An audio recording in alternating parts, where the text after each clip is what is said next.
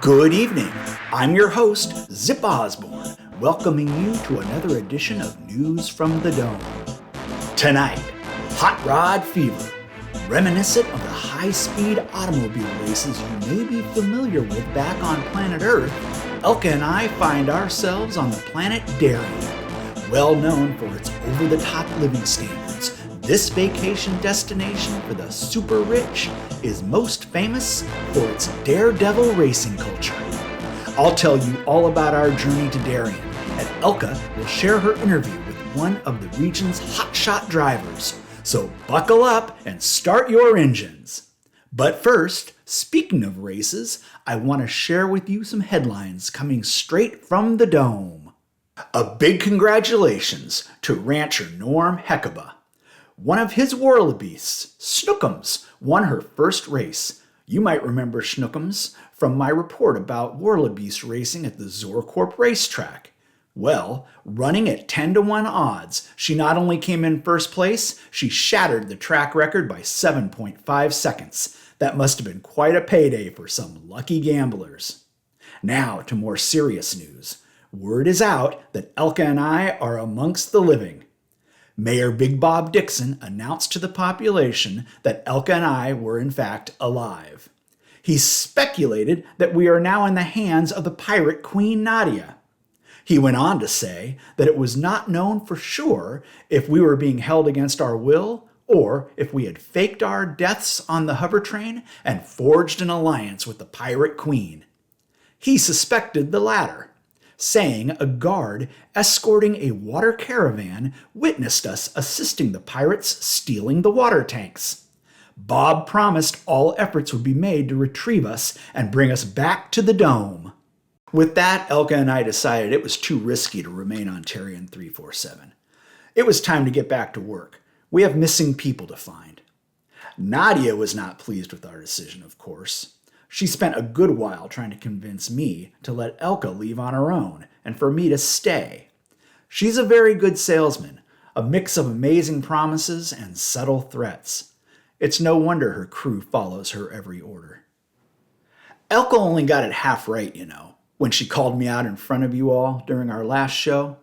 Sure, I love attention, and I guess I have been glamorizing the life of a pirate. But if I did stay, I'd always be in the Queen's shadow, and that's no good for an attention-seeking narcissist, now is it? So I turned Nadia down, and she reluctantly agreed to help us get off planet.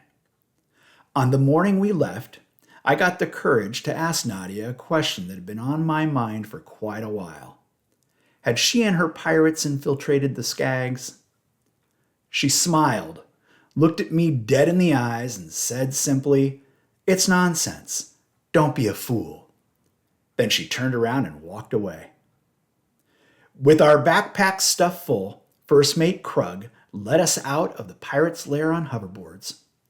He told us it would be an hours-long trip through the deep canyons to our rendezvous with a Captain Dex Shepard, who had agreed to let us hitch a ride on his junker to Tarian 349. This was our chance to finally get a look at the Zorcorp Processing Center. We weaved through the narrow canyon for about an hour, as Krug had indicated, when I began to see dwellings carved into the tall canyon walls.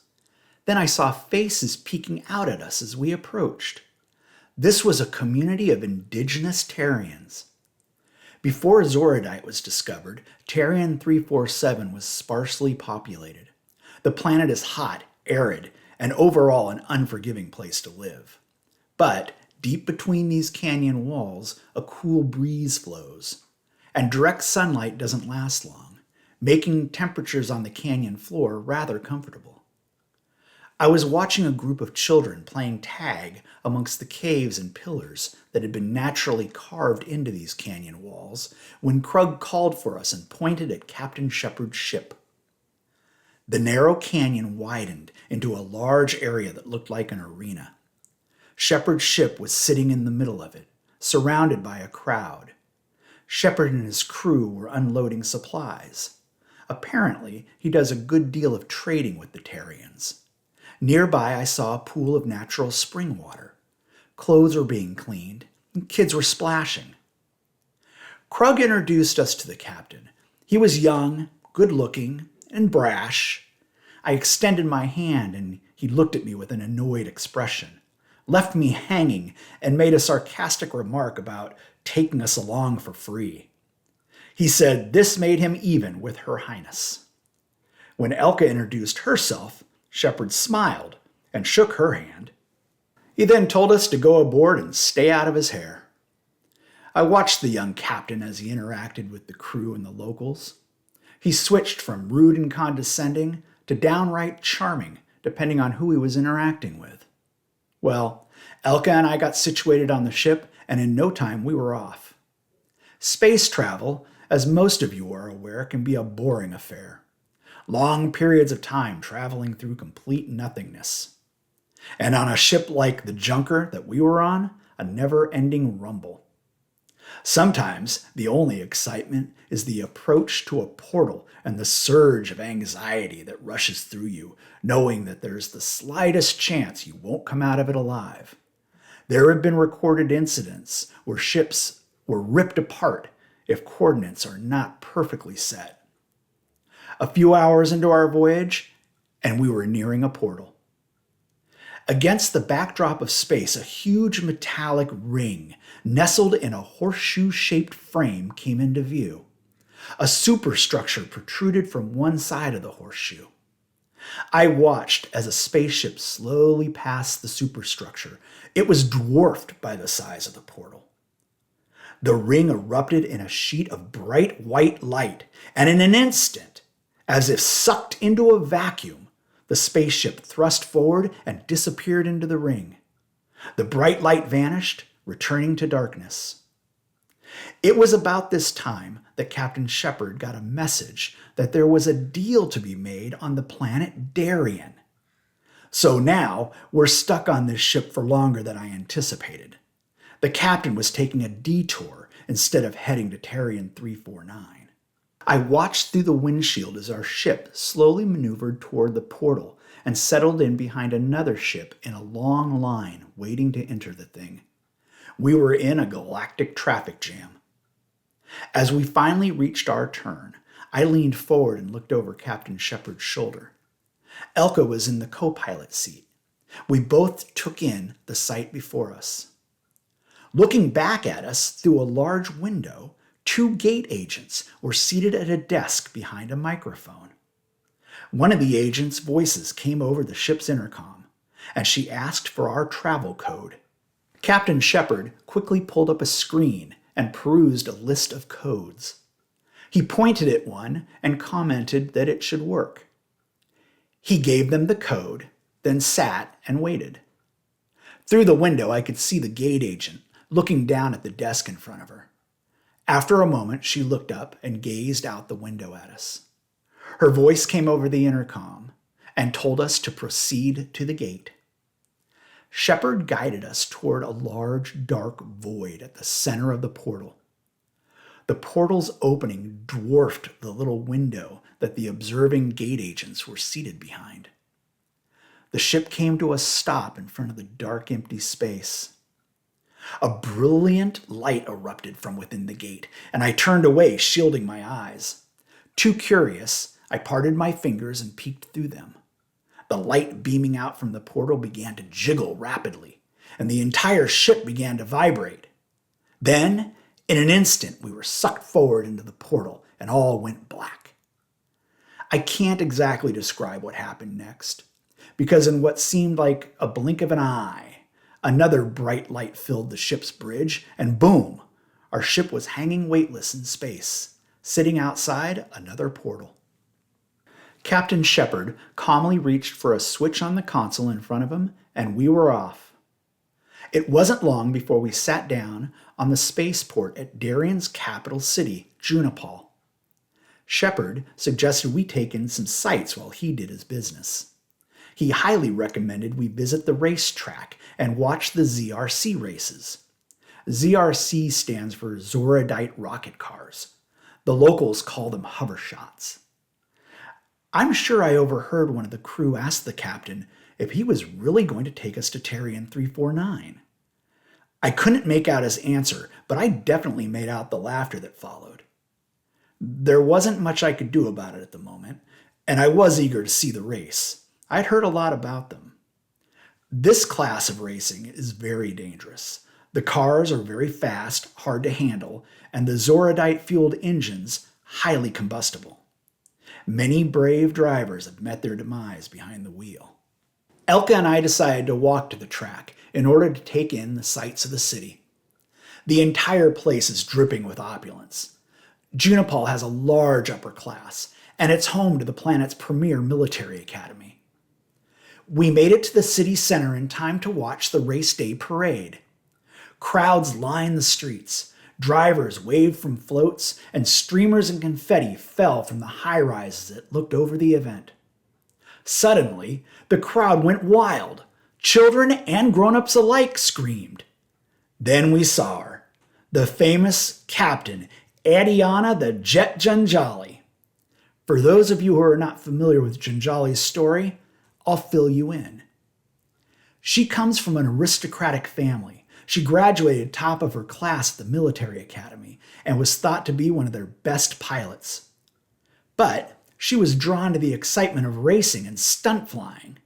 Apparently, she quit the military against her family's wishes, and rumor is they've disowned her. But she is quite famous now, as the admiring crowd can attest to. She even has her own line of action figures. After the parade, Elka and I made our way to the track. Being that we're press, we were allowed to watch from the press box. Best seats in the house.